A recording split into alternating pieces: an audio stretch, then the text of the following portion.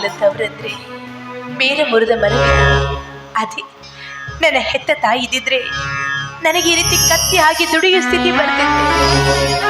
ನಾನು ಎಷ್ಟು ಅಚ್ಚುಕಟ್ಟಾಗಿ ಕೆಲಸ ಮಾಡಿದ್ರು ನನ್ನ ಮಲತಾಯಿ ಕೈಯಿಂದ ಚುಚ್ಚು ಮಾತಾಡಿಸ್ಕೊಳ್ಳೋದು ತಪ್ಪೋದಿಲ್ಲ. ಅದಕ್ಕೆ ಹೇಳೋದು, ತಾಯಿ ಇಲ್ಲದವರಲ್ಲಿ ಇರೋದಂದ್ರೆ ನೀರಿಲ್ಲದ ಬಾವಿಯಲ್ಲಿ ಹಾರಿಕೊಂಡಂತೆ.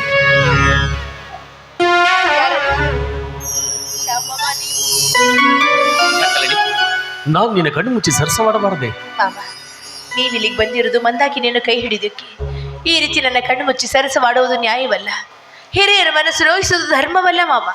ನ್ಯಾಯ, ನೀತಿ, ಧರ್ಮ. ನೋಡು ಕಲ್ಯಾಣಿ, ನನ್ನ ಮನ ಮೆಚ್ಚಿದ ಹೆಣ್ಣಿನ ಕಣ್ಣು ಮುಚ್ಚಿ ಸರಸ ಮಾಡುವುದಿಲ್ಲ ಧರ್ಮ. ಮತ್ಯಾವ ಧರ್ಮ ಉಳಿದಿದೆ ಈ ಪ್ರಪಂಚದಲ್ಲಿ? ಮೆಚ್ಚಿದ ಹೆಣ್ಣು ಯಾರು ಮಾಮ? ನೀನೇ. ಅವತ್ತು ಎಲ್ಲರ ಎದುರಿಗೂ ನೀನು ಒಬ್ಬಳಿಗೆ ಅರ್ಥವಾಗುವಂತೆ ಹಾಡಿ ಕುಣಿದು ಹೇಳಿದ್ಯಲ್ಲ ಕಲ್ಯಾಣಿ, ನಾನು ಮದುವೆಯಾಗುವುದಾದರೆ ನಿನ್ನೆ ಕಲ್ಯಾಣಿ. ಯಾಕೆ ನನ್ನನ್ನು ಮದುವೆಯಾಗಲಿ ನಿನಗೆ ಮನಸ್ಸಿಲ್ವೇ? ನಿಮ್ಮ ಕೈ ಹಿಡಿದು ನಿಮ್ಮ ಮನೆ ತುಂಬುವ ಭಾಗ್ಯ ದೇವರನ್ನ ಹಣೆಯಲ್ಲಿ ಬರೆದಿಲ್ಲ. ಯಾಕಂದ್ರೆ 8 ದಿನದಲ್ಲಿ ನನ್ನ ಮದುವೆ ಕಲ್ಯಾಣಿ. ಈಗಾಗ್ಲೇ ಆ ಮದುವೆ ನಿಶ್ಚಿತಾರ್ಥ ಕೂಡ ಮುಗಿದು ಹೋಗಿದೆ. ಮದುವೆ ನಿಶ್ಚಿತಾರ್ಥ ಕೂಡ ಮುಗಿದು ಹೋಗಿದೆಯಾ? ನಿನ್ನ ಮದುವೆ ನಿಶ್ಚಿತಾರ್ಥ ಮುಗಿದಿದೆ ಅಂತ ನನ್ನ ಮೊದಲೇ ಗೊತ್ತಾಗಿದ್ರೆ ನನ್ನ ಮನಸ್ಸನ್ನು ಇಷ್ಟು ದೂರ ಹರೇ ಬಿಡ್ತಾ ಇರಲಿಲ್ಲ. ನಿನ್ನನ್ನು ಮುಟ್ಟಿ ನಾನು ಮೋಹಗೊಳ್ಳುತ್ತಿರಲಿಲ್ಲ. ನಿಜಕ್ಕೂ ನಿನ್ನ ಕೈ ಹಿಡಿಯುವನು ಪುಣ್ಯವಂತ ಕಲ್ಯಾಣಿ, ಪುಣ್ಯವಂತ. ಈಗ ನನ್ನ ಮದುವೆ ನಡೀತಾ ಇರೋದು ನನ್ನ ಬಲುಮೆಯಿಂದಲ್ಲ, ಮತ್ತೆ ಅವರಲ್ಲಿರುವ ಹಣದ ಬಲದಿಂದ. ಅಂದ್ರೆ ತಂದೆ ಮಾಡಿದ ನಡೆದು ಹೋಯ್ತು ಮಾಮ ಮಗಳ ದೇಹದ ಮಾರಾಟ. ಈಗ ನನ್ನ ಕೈ ಹಿಡಿಯುವವರು ನನ್ನ ತಂದೆ ವಯಸ್ಸಿಗೂ ಮೀರಿದವರು, ನನ್ನ ಮಗಳಂತೆ ಕಾಣಬೇಕಾದವರು 8 ದಿನದಲ್ಲಿ ಮಾಡದಿ ಅಂತ ಮನೆ ತುಂಬಿಸಿಕೊಳ್ಳುವರು. ಇದೇ ನೋಡಿ ಮಾಮ, ತಾಯಿ ಸತ್ತ ಮಗಳ ದಾರುಣ ಕತೆ. ಮಾಡದ ಸಾಲಕ್ಕಾಗಿ ಹೊಟ್ಟೆಯಲ್ಲಿ ಹುಟ್ಟಿದ ಮಗಳನ್ನೇ ಮಾರಿಕೊಷ್ಟು ಹೀನತನ ಆವರಿಸಿದೆ ನನ್ನ ಮಾವನಲ್ಲಿ. ದಯವಿಟ್ಟು ನಮ್ಮ ತಂದೆಯವರಿಗೆ ಈ ರೀತಿ ಮಾತನಾಡಬೇಡಿ. ಯಾಕಂದ್ರೆ ಈ ಮದುವೆಗೆ ನಾನೇ ಮನಸಾರಿ ಒಪ್ಕೊಂಡಿದ್ದೀನಿ. ಕಲ್ಯಾಣಿ, ಅಂತ ಮದುವನ್ನು ಮದುವೆ ಆಗಲು ನಿನ್ನ ಮನಸ್ಸಾದ್ರೆ ಹೇಗೊಪ್ತು ಕಲ್ಯಾಣಿ? ಮನಸ್ಸೊಪ್ತಿದ್ರು ಹಣ ಒಪ್ಪಿಸಿತು ಮಾಮ. ಅಂದು ನಾನು ಈ ಮದುವೆಗೆ ಒಪ್ಕೊಳ್ದಿದ್ರೆ ಈ ಮನೆ ಎರವಾಗ್ತಿತ್ತು.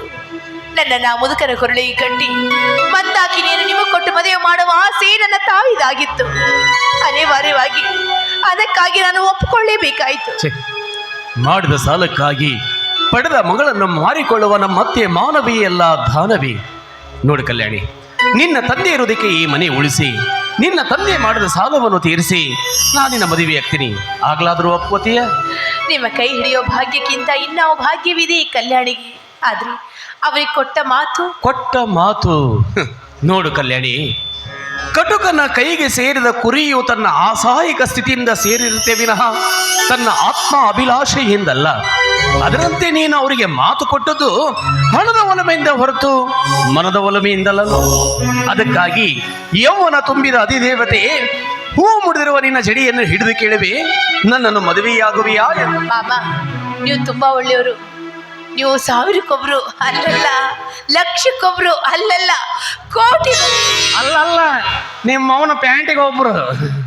ಈ ಸಮಯದಲ್ಲಿ ನಿಮಗೆ ಏನಾದ್ರೂ ಕೊಡಬೇಕಾದ್ರೆ ಏನು ಇಲ್ವಲ್ಲ? ಕೊಡಬೇಕಾಗದ್ದು ಅವತ್ತೇ ಕೊಟ್ಟಿದೆಯಲ್ಲ, ಮತ್ತೇನಿದೆ ನಿನ್ನ ಹತ್ರ ಕೊಡೋದಕ್ಕೆ? ಏನ್ ಕೊಟ್ಟಿ ಮಾವ?